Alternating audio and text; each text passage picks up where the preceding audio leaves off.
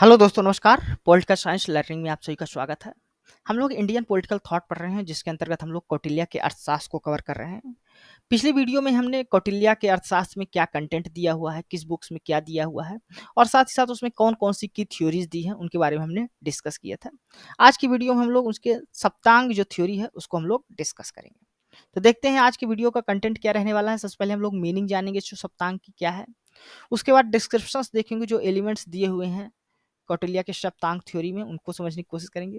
फिर उसके बाद नेचर ऑफ कैलेमिटीज को समझने की कोशिश करेंगे और उनका क्या इफेक्ट होता है जो स्टेट्स के एलिमेंट्स हैं उस पर। और फिर रिलेवेंस जानेंगे जो सप्तांग थ्योरी है उसका।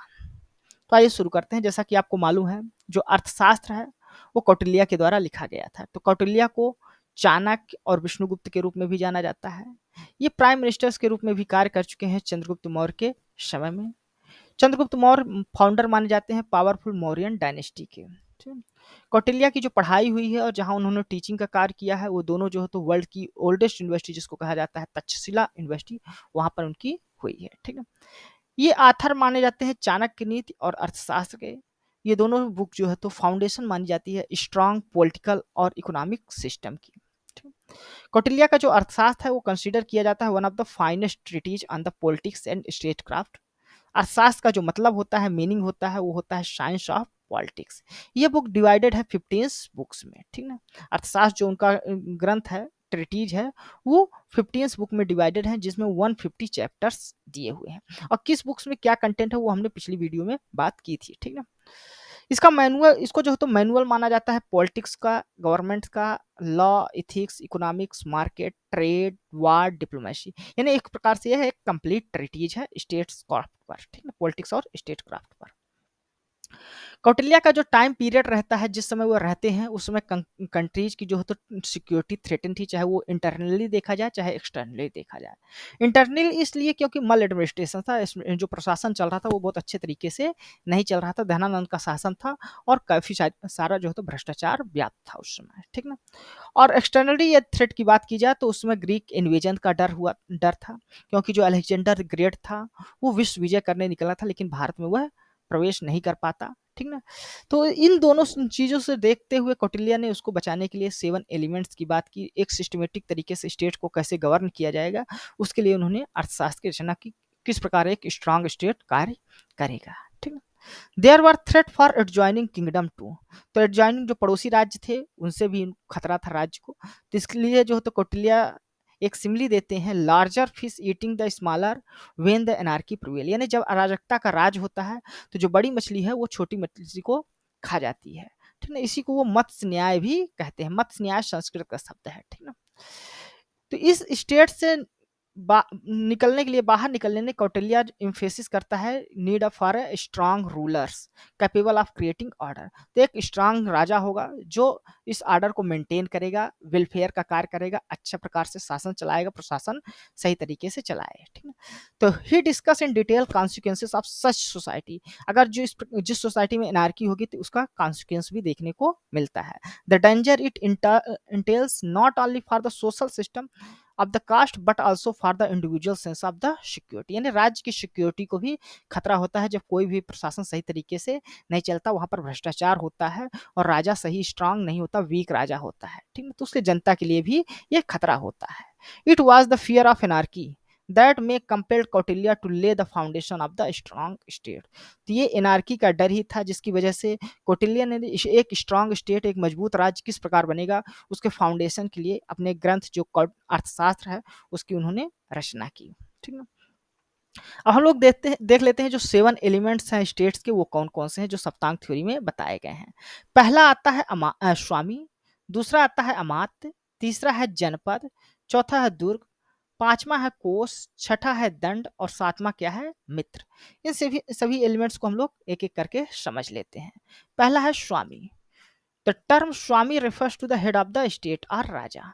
तो स्वामी को हेड ऑफ स्टेट समझा जाता है या राजा समझा जाता है और ये सोवरेन होता है। जिस प्रकार आज का सोवरेंटी का कॉन्सेप्ट है उसी प्रकार संप्रभु होता है ये राजा। ठीक है, instead of term raja Kautilya use the term swami to imply the master. तो वो राजा शब्द ना इस्तेमाल करके कौटिल्य क्या यूज करते हैं, शब्द स्वामी का यूज करते हैं जिसका मतलब होता है मास्टर।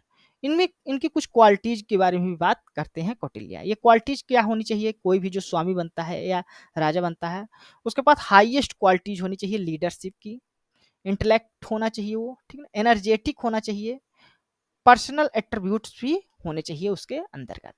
तो क्वालिटीज ऑफ लीडरशिप में है, जैसे उसका जो नोबल बर्थ होना चाहिए, ठीक ना, यानी वो अच्छे कुल में पैदा हुआ होना चाहिए, ठीक ना। बीइंग राइचियसनेस, वो धार्मिक होना चाहिए, धर्म को जानना चाहिए, धर्म का अच्छा जानकार हो और उसको फॉलो करने वाला भी हो। रिजोल्यूट, इंथ्यूस्टिक एंड डिसिप्लिन, ठीक ना, तो इंथ्यूस्टिक हो और डिसिप्लिन भी हो, ठीक ना, अपने कार्यों में। द क्वालिटीज ऑफ इंटेलेक्ट, उसके अंदर इंटेलेक्ट यानी बुद्धिमान, बुद्धि की जो है तो क्वालिटी भी होनी चाहिए।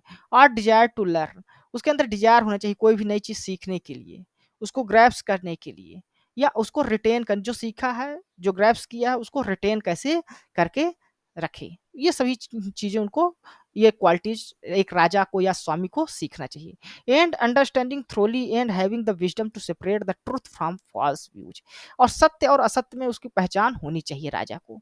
तो ये सभी क्वालिटीज हैं एक स्वामी की। उसके अलावा स्वामी को एनर्जेटिक किंग के रूप में भी कार्य करना चाहिए, उसको करेजियस होना चाहिए, बहादुर होना चाहिए, डिटरमाइन होना चाहिए, दृढ़ निश्चयी होना चाहिए, क्विक होना चाहिए, यानी कोई भी डिसीजन ले उसमें क्विक डिसीजंस ले, डिस्ट्रक्स होना चाहिए, ठीक ना। पर्सनल एट्रीब्यूट्स भी होना चाहिए स्वामी के अंदर। And ideal king should be eloquent, अच्छा वक्ता होना चाहिए, बोल्ड होना चाहिए, उसकी पर्सनालिटी जो है तो स्ट्रांग होनी चाहिए। Well trained in all arts, जो भी आर्ट्स होते हैं, कलाएं होती हैं, उनमें ट्रेंड होना चाहिए जो राजा होता है, यानी पर्सनल जो एट्रीब्यूट्स हैं। Enable to lead the army, army को लीड कर सके, ठीक ना, उसका नेतृत्व कर सके, ये क्षमता भी राजा के अंदर या स्वामी के अंदर होनी चाहिए। He should be just in rewarding and punishing, जब वो न्याय करे या किसी को पुरस्कार दे या उसको सजा दे तो क्या होना चाहिए, जस्ट होना चाहिए, न्यायप्रिय होना चाहिए। He should know how to govern in ideal times and time of crisis, उसको यह भी ज्ञान होना चाहिए कि कब नॉर्मल टाइम पे किस प्रकार जो है तो बिहेव करना है, किस प्रकार प्रशासन को चलाना है, और अगर कोई क्राइसिस आ जाती है राज्य में तो उस समय किस प्रकार कार्य करना है, इसका भी ज्ञान एक राजा या स्वामी को होना चाहिए। नेक्स्ट बात करते हैं, ही should know when fight and when make peace, यह भी उसको जानकारी होना चाहिए किस समय युद्ध किया जाए और किस समय सामने वाले से हमें शांति स्थापित करके रखना है। तो ये सभी ज्ञान एक स्वामी के अंदर होना चाहिए, एक राजा के अंदर ये क्वालिटीज होनी चाहिए। फिर उसके अंदर कुछ स्वामी के ऊपर कुछ लिमिटेशंस की भी बात करते हैं कौटिल्य, ठीक ना। Not an unfettered absolute monarch, यानी जो स्वामी होगा वो एब्सोल्यूट मोनार्क नहीं होगा, उसके पास सर्वशक्तिमान नहीं होगा, उस पर कुछ लिमिटेशंस लगाए जाएंगे। Responsible for ensuring clean efficient administration, तो उसके पास रिस्पॉन्सिबिलिटी होगी जो एडमिनिस्ट्रेशन हो, क्लीन हो, साफ सुथरा हो, एफिशिएंट हो, ठीक ना। And for ensuring the welfare of the people, और जो ये एडमिनिस्ट्रेशन हो वो इंश्योर करे कि लोगों का कल्याण हो, जन कल्याण हो, ठीक ना। A wise king can make poor and miserable element of the society happy and prosperous, तो जो बुद्धिमान राजा होगा वो क्या करेगा, अगर राज्य में कोई पुअर है, गरीब है, या मिजरेबल जो एलिमेंट्स होंगे स्टेट्स के 7 एलिमेंट्स जो होते हैं, उन सभी एलिमेंट्स को क्या करेगा, वो हैप्पी और प्रॉस्परस भी कर सकता है अगर बुद्धिमान राजा होगा। What a wicked king will surely destroy the most prosperous of the loyal element of his kingdom, लेकिन अगर कोई राजा कमजोर होगा तो अगर कोई प्रॉस्परस एलिमेंट्स भी है उसको भी वो डिस्ट्रॉय कर देगा, खत्म कर देगा। तो इसलिए जो राजा होना चाहिए वो बुद्धिमान होना चाहिए। In the happiness of the subject lies the happiness of the king, तो अगर सब्जेक्ट्स यानी जो हमारी जनता है, प्रजा है, वो अगर खुश रहेगा तो राजा भी खुश रहेगा, ठीक ना। In the their welfare his welfare, यानी जनता की भलाई में ही राज्य की या राजा की भलाई है। स्वामी the sovereign power the most important of the 7 elements, तो स्वामी इस प्रकार क्या है, सबसे इंपॉर्टेंट एलिमेंट है जो 7 एलिमेंट्स है राज्य के, उनमें है, ठीक है। इसके बाद आता है अमात्य, ठीक ना। अमात्य को मंत्री के रूप में भी जाना जाता है, लेकिन ये मंत्री और अमात्य दोनों डिफरेंट चीजें हैं, ठीक ना। समझ लेते हैं किस प्रकार डिफरेंस करते हैं कौटिल्य, उसको भी हम लोग देखते हैं। तो अमात्य constitute a regular cadre of the serve from the all higher officers, तो अमात्य क्या होते हैं, सभी जितने भी हायर ऑफिसर्स होते हैं उन सभी को अमात्य कहा जाता है। Such as the chief priest हो गए जो सबसे महत्वपूर्ण पुजारी हो गया जो, ठीक है, मिनिस्टर्स हो गए, कलेक्टर्स हो गए जो रेवेन्यू को कलेक्ट करते हैं, ट्रेजरर्स हो गए जो संपत्ति को रखवाली करते हैं, रक्षा करते हैं, सुप्रिटेंडेंट हो गए, संरक्षक जो हो गए of the different department. Kautilya में एक distinction between the Amatya and मंत्रीज, तो अमात्य और मंत्री में डिस्टिंक्शंस भी कौटिल्य करते हैं, अंतर भी करते हैं।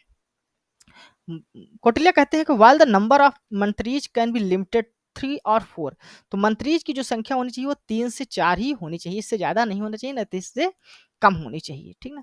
The number of amatya to be appointed would depend upon the capacity of the state to employ them, और जो अमात्य की जो संख्या होगी वो स्टेट की कैपेसिटी पर रखे जाएंगे, यानी जो ऑल ऑफिसर्स होंगे, हायर ऑफिसर्स रैंक के, वो स्टेट की क्या कैपेसिटी है उस पर डिपेंड करता है। कौटिल्य जो तो 3 या 4 मंत्री की क्यों बात करते हैं, इसको भी समझ लेने की ज़रूरत है। क्योंकि कौटिल्य का मानना है अगर 1 मंत्री होगा तो राजा जो है तो 1 मंत्री की सलाह पर निर्भर नहीं रह सकता। उनका कहना था अगर 2 मंत्री होंगे तो वो आपस में क्या करेंगे, उनके बीच इंटरेस्ट का क्लैश होगा। तो वो भी जो है तो 2 मंत्रियों की भी बात नहीं करते। वो कहते हैं 3 या 4 मंत्री होने चाहिए राज्य को गवर्न करने के लिए, जो बहुत ही लॉयल हो, बहुत ही इंटेलेक्चुअल हो और बहुत ही अच्छे हों, ठीक ना? तो वो 3 से 4 व्यक्तियों की बात करते हैं जिनको मंत्री बना के रखना, इससे ज़्यादा भी मंत्री की बात वो नहीं करते, ठीक है? Mantri should be appointed based on the heredity and qualities of the lineage, but for amatya all can be appointed in defence of the needs of the time, place and work. तो जो मंत्री होंगे वो हेरिडिटरी होंगे, ठीक ना? यानी जन्मजात होंगे, वो जो वंशानुक्रम क्रम होता है, अगर उनके पिता मंत्री हैं तो वो भी उनके बेटे भी मंत्री हों।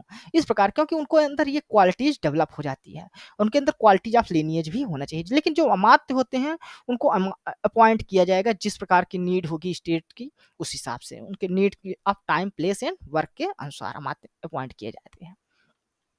अब हम लोग देख लेते हैं जो क्वालिटीज होती हैं मिनिस्टर्स की वो क्या-क्या होती हैं। कोई भी जो मिनिस्टर बनेगा 3 या 4 व्यक्ति, उनकी क्या क्वालिटीज होनी चाहिए, तो मस्ट बी नेटिव होना चाहिए, उसी राज्य का होना चाहिए, and born of high family, influential होना चाहिए, वेल ट्रेंड होना चाहिए in all kinds of act, जितने भी प्रकार के कार्य होते हैं उन सभी में। Kautilya mention 4 kind of test for recruitment, तो जो मिनिस्टर्स बनेंगे, जो मंत्री बनेंगे, उनके लिए 4 प्रकार के टेस्ट की भी बात कौटिल्य करते हैं। पहला है धर्मपाद, दूसरा है अर्थपाद, तीसरा है भयपाद और चौथा है लोभपाद। तो इनका सबका मतलब क्या होता है? धर्मपाद जो होता है ये किस प्रकार का टेस्ट है? ये टेस्ट है रिक्रूटमेंट इन द जुडिशरी, इन्हें जो जज करेगा उसके लिए जो है तो कौन सा टेस्ट किया जाना चाहिए? धर्मपाद टेस्ट किया जाना चाहिए। अर्थपाद टेस्ट क्या होगा? अर्थपाद जो टेस्ट पास करेगा वो रिक्रूटेड होगा इन द ट्रेजरी में, ठीक ना? वो संपत्ति की जो रखवाली करने का काम है, वो जो व्यक्ति अर्थपाद जो है तो टेस्ट पास करेगा उसको दिया जाएगा। भयपाद यानी कि ये टेस्ट ऑफ फियर है, और इसको जो पास करेगा उसको उसका जो रिक्रूटमेंट होगा इन आर्मी में रिक्रूटमेंट किया जाएगा। आर्मी के हाईएस्ट जो ऑफिसर्स होंगे, मंत्री होंगे, वो होंगे। फिर लोभपाद, लोभपाद जो है टेस्ट ऑफ द ग्रीडी है, ग्रीड है, और इसको जो टेस्ट को व्यक्ति पास करेगा, मिनिस्टर पास करेगा, वो होम अफेयर्स देखेगा। जो मोनार्कियल स्टेट है, जो राज्य है, उसके होम अफेयर्स को देखने का काम लोकपाल टेस्ट करने वाले मंत्री के पास होगा। तो इस प्रकार के 4 प्रकार के टेस्ट की बात जो तो कौटिल्य करते हैं। ठीक, इसके बाद जनपद आता है। जनपद का मतलब होता है टेरिटरी या पॉपुलेशंस। टेरिटरी और पॉपुलेशंस दोनों होते हैं जनपद का मतलब। कौटिल्य कहते हैं कि जो विलेज होगा वो should comprises of 100 to 500 families. तो एक विलेज में 100 से लेके 500 तक परिवार हो सकते हैं। एंड दैट द स्थानीय which is the largest unit in the जनपद, और एक स्थानीय होगा जो लार्जेस्ट यूनिट कहा जाता है जनपद का। और ये जो स्थानीय होगा ये should consist of the 800 village. 800 village को अगर मिला के क्या बनता है? स्थानीय बनता है, ठीक है। Territory should have good climate. जो टेरिटरी होना चाहिए, जनपद होना चाहिए, उसके अंदर उसका जो क्लाइमेट होना चाहिए, वातावरण होना चाहिए, वो गुड होना चाहिए, अच्छा होना चाहिए, यानी इन्वायरमेंट साफ होना चाहिए। Should provide a grazing land for the cattle, यानी पशुओं के लिए चारा चरने की चारागाह की भी व्यवस्था होनी चाहिए। And should yield grain with a minimum labour, और जो अनाज की पैदावार है, फसलों की पैदावार है, वो मिनिमम लेबर के साथ होना चाहिए, नहीं बहुत ज़्यादा लेबर उसमें नहीं लगाना चाहिए। ये सभी क्वालिटीज़ होनी चाहिए जो वर्तमान में भी रेलेवेंट है, ठीक है। Should be easy to defend from the enemies and strong enough to the control neighbouring king. तो ये जो जनपद की जो साइज होना चाहिए वो कितना होना चाहिए? इतना होना चाहिए कि आराम से दुश्मनों से जो है तो इसकी रक्षा की जा सके, और इतना स्ट्रांग होना चाहिए कि कोई भी नेबरिंग कंट्री जो है तो उस पर जो तो अट्रैक्ट ना कर सके उस, और वो जो राजा है, स्वामी है, वो नेबरिंग कंट्रीज को या नेबरिंग जो किंगडम है उसको कंट्रोल करके रखे। Should have a good roads, जो जनपद होगा उसकी रोड्स क्या होनी चाहिए, अच्छी होना चाहिए, और वाटरवेज भी अच्छे होना चाहिए, ठीक है। Should B inhabited by the industrious peasant, जो वहाँ पर पीजेंट काम करेंगे, कृषक काम करेंगे, वो इंडस्ट्रियस होना चाहिए, मेहनती होना चाहिए। Who are capable of the bearing the burden of taxes, यानी जो राज्य के द्वारा, स्टेट के द्वारा जो टैक्स लगाया जाए उसको बर्डन, उसका भार सहन करने में वो सफल हो सके, इतने इंडस्ट्रियस जो तो मेहनती कृषक होने चाहिए। Should have intelligent master and be predominantly populated by the member of the lower classes and its people should have loyal and devoted. तो जो मास्टर होना चाहिए, जो स्वामी होना चाहिए किसी भी जनपद का, वो क्या होना चाहिए, इंटेलिजेंट होना चाहिए, और वो लोअर क्लास में भी पॉपुलर होना चाहिए, ठीक ना, और वो ताकि जो लोग हैं उसके प्रति लॉयल हो सके, ठीक है। नेक्स्ट आता है एलिमेंट दुर्ग। दुर्ग का मतलब होता है फोर्ट्रेस या फोर्टिफाइड कैपिटल। ये है सिंबल द डिफेंसिव और ऑफेंसिव जो कैपेसिटी होती है स्टेट्स की, उसकी। शुड बी फोर्टिफाइड, तो इसलिए दुर्ग क्या है ना, किले का निर्माण जरूर करना चाहिए, कोई भी अगर राज्य है, स्टेट है, तो एक इंपॉर्टेंट एलिमेंट है। It is on the fort that the security of the kingdom depends upon the both times of peace and वार। तो ये फोर्ट ही है जिसमें किंगडम की सिक्योरिटी निर्भर करती है, चाहे वो क्राइसिस का माहौल हो या चाहे वो पीस का माहौल है, चाहे युद्ध का मैदान माहौल हो, उन सभी समय ये दुर्ग जो है तो रक्षा करते हैं, सिक्योरिटी का कार्य करते हैं किंगडम के लिए, ठीक है। Should be situated on the strategically best situated region, जो इनकी स्ट्रेटेजिक लोकेशन होने चाहिए वो भी बेस्ट, जो सूटेड रीजन हो वहां पर होना चाहिए। कौटिल्य जो है तो चार प्रकार के फोर्टिफिकेशंस की बात करते हैं। पहला है वाटर फोर्टिफिकेशंस, दूसरा है माउंटेन फोर्टिफिकेशन, तीसरा है डेजर्ट फोर्टिफिकेशन, और चौथा है फॉरेस्ट फोर्टिफिकेशन। तो इस चार प्रकार के फोर्टिफिकेशंस की कौटिल्य जो है तो बात करते हैं। फिर सेगमेंट ऑफ फोर्ट्स देख लेते हैं। जो फोर्ट होता है उससे दो सेगमेंट की बात करते हैं कौटिल्य। एक होता है दुर्ग विधान और दूसरा होता है दुर्ग निवेशा। दुर्ग विधान जो है ये मतलब होता है कंस्ट्रक्शन ऑफ द फोर्ट्रेस, यानी किले का निर्माण किस प्रकार किया जाएगा, किले का निर्माण कैसे करना है। और सेकंड जो होता है दुर्ग निवेशा, वो उसमें आता है planning and layout of the capital. जो कैपिटल होगी, राजधानी होगी, कहाँ पर बनेगी, कहाँ पर दुर्ग का निर्माण किया जाए, उस पर उसके जो तो प्लानिंग के बारे में बात की गई है दुर्ग निवेशा में, ठीक। इसके बाद आता है कोष। कोष का मतलब होता है ट्रेजरी या वेल्थ, जो राज्य की संपत्ति है उसके बारे में बात करता है, की जाती है, ठीक ना। कौटिल्य जो है तो बात कर कहते हैं कि वेल्थ इज अ पावर, यानी जो संपत्ति है, वेल्थ है, वो क्या है, पावर रिप्रेजेंट करती है किसी भी स्टेट्स की। फ्रॉम वेल्थ यानी कोसा comes the power of the government, तो ये इसी वेल्थ से ही राजा के पास या सरकार के पास क्या आती है, शक्ति आती है, गवर्नमेंट्स आती है, जिसके द्वारा वो पनिश कर सकता है किसी भी लोगों को और राज्य का संचालन कर सकता है। With the treasury and army together, the earth is acquired with the treasury as a ornament। तो यानी कोष और दंड दोनों एक साथ जब आ जाते हैं तो अर्थ के लिए ट्रेजरी एज द ऑर्नामेंट के रूप में कार्य करती है, जो आभूषण के रूप में दिखाई देते हैं। इसलिए कोष और दंड दोनों इंपॉर्टेंट है, ऐसा कौटिल्य का मानना है। According to Kautilya, treasury accumulated by the righteousness and legitimate means should be retain by the king, यानी कि जो ट्रेजरी होगी या संपत्ति होगी वो किसी भी राजा को जो हो तो राइचियसनेस यानी धार्मिक तरीके से जो हो तो इकट्ठा करना चाहिए, और लेजिटिमेट मीन्स जो होना चाहिए, ठीक ना, जो लॉ के अनुसार, कानून के अनुसार सही है, उस तरीके से, लीगल तरीके से जो है तो ये एक्वायर किए जाने चाहिए, कोई भी जो ट्रेजरी है, संपत्ति है, ठीक है। और उसको रिटेन भी इसी तरह किया जाना चाहिए। And should B accumulated by him in a similar manner, और इसी प्रकार उसको उसका संरक्षण भी करना चाहिए, ठीक। Treasury should be filled with the gold, ये जो ट्रेजरी होती है उसको gold, silver, precious gems and should be able to stand the expenditure during the times of adversity, यानी इस ट्रेजरी में क्या होना चाहिए, सोने होने चाहिए, गोल्ड होने चाहिए, सिल्वर होने चाहिए, और प्रीशियस जो जेम्स होते हैं, मोती आभूषण होते हैं, वो भी सब इसमें होने चाहिए। और इतनी क्षमता होनी चाहिए इस ट्रेजरी की, अगर कोई भी क्राइसिस आ जाती है स्टेट्स में तो उसके एक्सपेंडिचर्स को वो उस कैपेबल हो कि वो उसका एक्सपेंडिचर को संभाल सके, ठीक है। Without treasury it is difficult to maintain the army and keep the people loyal, तो बिना ट्रेजरी के जो आर्मी है उसको मेंटेन करना भी डिफ़िकल्ट होता है और पीपल भी लॉयल नहीं रहेंगे, वो भी रिवोल्ट कर देंगे, वो डिससैटिस्फाइड हो जाएँगे अगर किसी राज्य के पास संपत्ति नहीं रहेगी। तो इस प्रकार जो रेवेन्यू है वो कंसीडर किया जाता है linchpin of the administration and finance. ये बहुत ही महत्वपूर्ण माना जाता है रेवेन्यू को या कोष को भी, ठीक ना? इसके बाद आता है दंड। दंड मतलब होता है कोर्सिव पावर, ठीक ना? इसमें पावर आती है power to punish, punishment as a deserve. जिसको अगर किसी को सज़ा देनी है तो उसको सज़ा देनी चाहिए राजा को, यानी राजा के पास दंड का अधिकार होना चाहिए। तो इम्पोर्टेंट एलिमेंट ये भी है, ठीक है? पावरफुल आर्मी होनी चाहिए राजा के पास, ठीक है? They should be valiant warriors. राजा के जो दंड होगा वो वैलिएंट वॉरियर, उत्साही जो योद्धा है उत्साही होने चाहिए। Well versed in the art of war. जो आर्ट ऑफ वार होता है, युद्ध की कला होती है, उनमें अच्छे से ट्रेंड होने चाहिए। And loyal to the king. ये जो आर्मी होगी वो किंग के प्रति या स्वामी के प्रति लॉयल होनी चाहिए। Army comprises of the heredity hired forest and corporation soldiers. तो जो आर्मी होगी वो वंशानुगत होगी, ठीक ना? हायर्ड होगी, जिसको हायर किया जाएगा। फॉरेस्ट और कॉर्पोरेशंस के सोल्जर्स भी इसमें शामिल होंगे। Comprises of infantry chariot and cavalry, यानी जो पैदल सेना है वो होनी चाहिए। चैरियट यानी रथ, रथ होने चाहिए, रथ की जो सेना है। और कैवलरी यानी घुड़सवारी, ये सभी जो है तो उसमें शामिल हो चाहिए किसी भी आर्मी में। The composition of army is extremely violent, इसलिए जो है तो वाइटल है, इंपॉर्टेंट है। अगर कोई भी जो स्टेट है उसके लिए एक आर्मी का कंपोजिशन से एक आर्मी का जो है तो संरक्षण संगठन जरूरी है किसी भी स्टेट्स के लिए।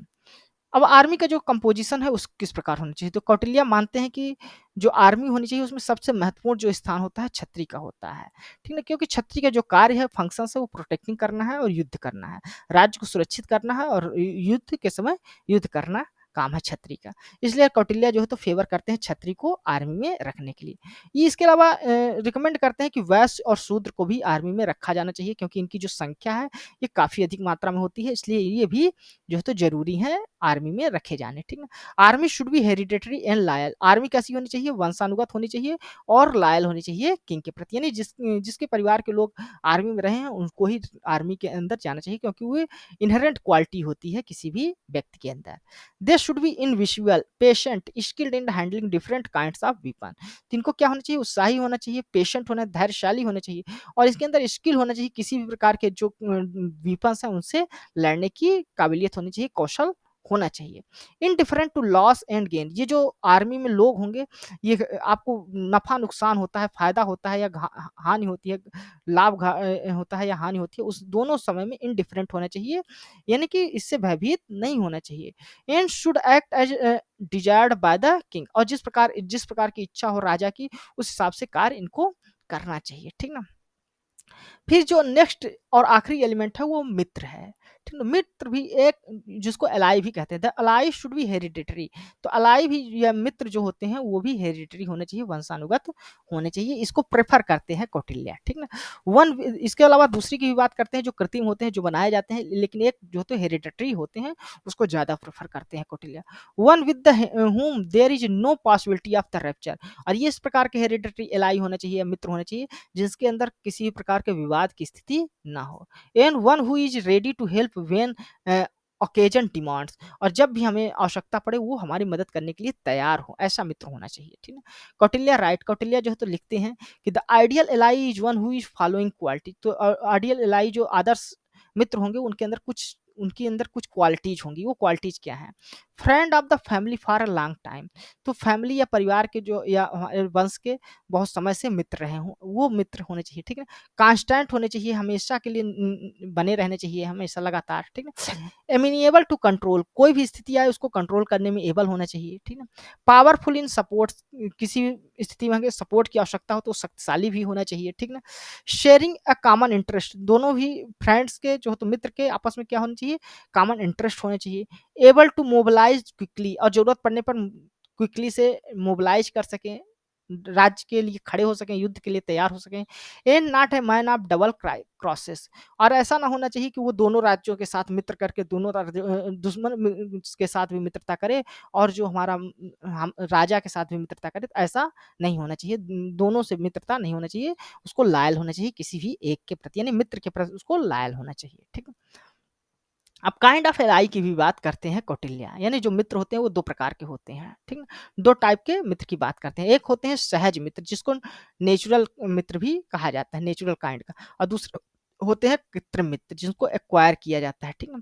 तो नेचुरल मित्र कौन होते हैं? क्लोजली वाले टेरिटोरियल, यानी जो हमारा राज्य है उससे लगे हुए होने, पास में ही होने चाहिए, and has been inherent as a friendly hereditarily, और वो हम क्या होने चाहिए? वंशानुगत फ्रेंड होने चाहिए। दूसरे होते हैं जो कृत्रिम मित्र होते हैं जिनको एक्वायर किया जाता है, ये टेम्परेरी होते हैं for the protection of wealth and life, ये कुछ समय के लिए बनाए जाते हैं, ये अपनी स्टेट्स की इंटरेस्ट पर डिपेंड करते हैं, ठीक है। कौटिल्य प्रेफर द सहज ओवर द कृत्रिम, एज ए सहज इज फ्री फ्रॉम डिसाइड, वो सहज जो नेचुरल मित्र होते हैं, सहज मित्र होते हैं, उसको प्रेफर करते हैं ना कि कृत्रिम को, क्योंकि जो सहज होते हैं वो किसी भी प्रकार के धोखे देने से बचते हैं, वो धोखा जल्दी नहीं देंगे, लेकिन जो कृत्रिम होंगे वो धोखा दे भी सकते हैं, वो क्योंकि हमने कुछ समय के लिए अपने वेल्थ को प्रोटेक्ट करने के लिए, अपने किंगडम की रक्षा के लिए जो है तो उनको बनाए हैं फ्रेंड्स, ठीक है। अब जो सप्तांग थ्योरी है और जो मॉडर्न स्टेट्स के एलिमेंट्स हैं वो किस प्रकार मैच करते हैं, जो स्वामी होता है वो सोवरेन के रूप में होता है, अमात्य आज के जो मिनिस्टर्स हो गए, ऑफिशियल्स हो गए, गवर्नमेंट्स हो गए, जो ब्यूरोक्रेसी है आज की उससे संबंधित है, जनपद, जनपद में वर्तमान के अगर पॉपुलेशन और टेरिटरी दोनों देखा जाए तो ये आ जाते हैं, ठीक है। बाकी एलिमेंट्स है दुर्ग, इसको फोर्टिफाइड कैपिटल कहते हैं, यानी जो हमारी कैपिटल है किसी भी कंट्री की या स्टेट्स की, उसको किस प्रकार से सुरक्षित रखा जाता है, ठीक है। फिर कोष है ट्रेजरी, ठीक ना, कोष मतलब जो आज के वित्त जो संबंधित है, फाइनेंस से संबंधित रिलेटेड डिपार्टमेंट्स हैं, दंड जो डिफेंस से संबंधित डिपार्टमेंट्स हैं उसको देखने का कार्य करते हैं, मित्र जो इंटरनेशनल रिलेशंस में मित्र हैं, फ्रेंड्स हैं, वो सभी हमारे एलाइज जो हैं वो सभी मित्र के अंतर्गत आते हैं, तो ये 7 एलिमेंट्स हैं।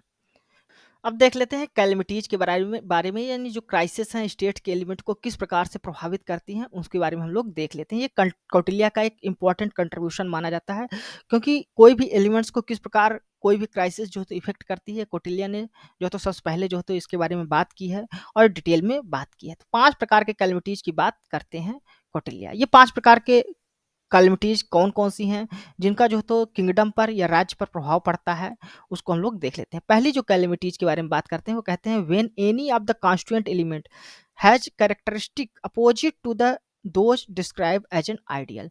तो जो आइडियल्स के रूप में डिस्क्राइब किए गए हैं एलिमेंट्स स्टेट्स के, जो कैरेक्टरिस्टिक डिस्क्रिप्शन हमने अभी देखा है, उनमें से कोई भी कॉन्स्टिट्यूएंट का एलिमेंट्स जो है तो वो अपोजिट व्यवहार करने लगता है, तो एक कैलेमिटीज मानी जाएगी स्टेट्स के लिए। दूसरी प्रकार की जो कैलेमिटीज की बात करते हैं वो कहते हैं कि when one of the elements is absent, अगर कोई भी एक एलिमेंट्स जो स्टेट के 7 अंग दिए गए हैं, 7 ऑर्गन्स या एलिमेंट्स जो बात की गई है, उनमें से कोई भी एक एलिमेंट एब्सेंट रहता है तो वो भी एक कैलेमिटीज के रूप में कार्य करेगी, ठीक है।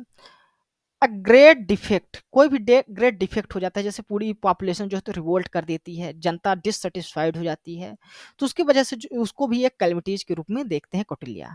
फोर्थ नंबर की जो कैलेमिटीज है या क्राइसिस है उसको पर्सनल वाइसेस के रूप में आइडेंटिफाई करते हैं। पर्सनल वाइसेस स्वामी के हो सकते हैं, ऑफिसर्स के हो सकते हैं। ये पर्सनल वाइसेस होते हैं addiction to womens and gambling, ठीक है। फिर नेचुरल कैलमिटीज या 5वीं जो क्राइसिस है वो नेचुरल कैलमिटीज, जो प्राकृतिक आपदाएं आ जाती हैं उसकी वजह से जो 7 राज्य के एलिमेंट्स हैं वो प्रभावित होते हैं, वो भी एक कैलमिटीज में आती है। 5 प्रकार की कैलमिटीज जो है तो इसके बारे में बात करते हैं। ये नेचुरल कैलमिटीज हो गया, जैसे आग लग गई कहीं, फ्लड आ गया, बाढ़ आ गई या सूखा हो गया, तो ये सभी कैलमिटीज हैं। 5 प्रकार के कैलमिटीज की बात करते हैं, ठीक है।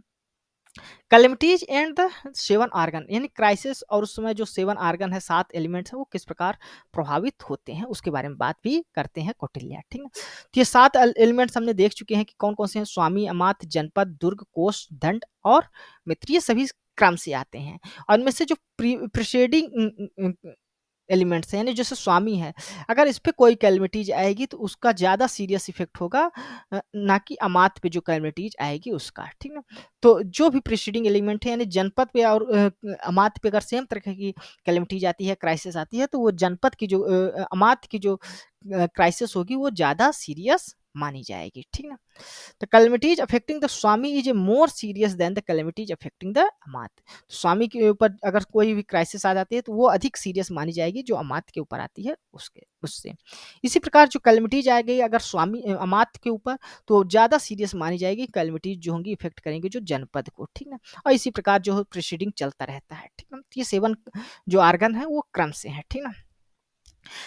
अब कैलमिटीज एंड 7 आर्गन्स अगर जैसे देखा जाए किंग किंग के अंदर की जो कैलमिटीज होती है क्राइसिस क्या मानी जाती है अगर वो गैम्बलिंग में फंस गया है, ड्रिंकिंग कर रहा है, वुमेन्स के पीछे है, या he may fall prey to moral disease और जो उसकी नैतिक जिम्मेदारियां हैं वो भी करने में सफल नहीं रह जाता तो ये कैलमिटीज मानी जाती है राजा के ऊपर।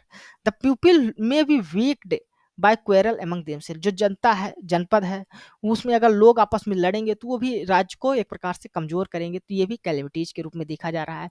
फाइनेंस में भी undermined by the natural calamities जो फाइनेंस होता है कोष होता है वो किससे प्रभावित होगा, वो कोई भी नेचुरल कैलमिटीज जैसे आ जाएगी, फ्लड आ गया, ठीक ना, ड्रॉट आ गया, सूखा पड़ गया है, फेमाइन है, अकाल पड़ गया है, या मैन मेड जो कैलमिटीज होती हैं जैसे ऑपरेशन ऑफ द कलेक्टर हो गया, provisions for remission of taxes हो गए, फॉल्स अकाउंट ऑफ रेवेन्यू देखने को मिला अगर रेवेन्यू में कोई गड़बड़ी देखने को मिल रही है अकाउंट में तो ये सभी जो है तो कैलमिटीज आएंगी जो एक को दूसरे से कमजोर ही करती हैं, राज्य के हर एलिमेंट्स पर इनका प्रभाव देखने को मिलता है। The army may be rendered weak by the disloyal and treacherous elements अगर डिसलॉयल आर्मी रहेगी तो वो उससे भी आर्मी जो है तो कमजोर होगी।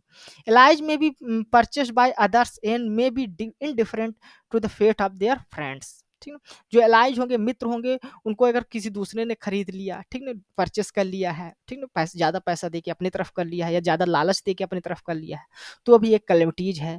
या वो डिसलॉयल है अपने फ्रेंड्स के प्रति जो जिम्मेदारियां होनी चाहिए रिस्पॉन्सिबिलिटी होनी चाहिए उसको नहीं करता तो ये भी एक प्रकार के क्राइसिस है स्टेट्स के ऊपर, ठीक है।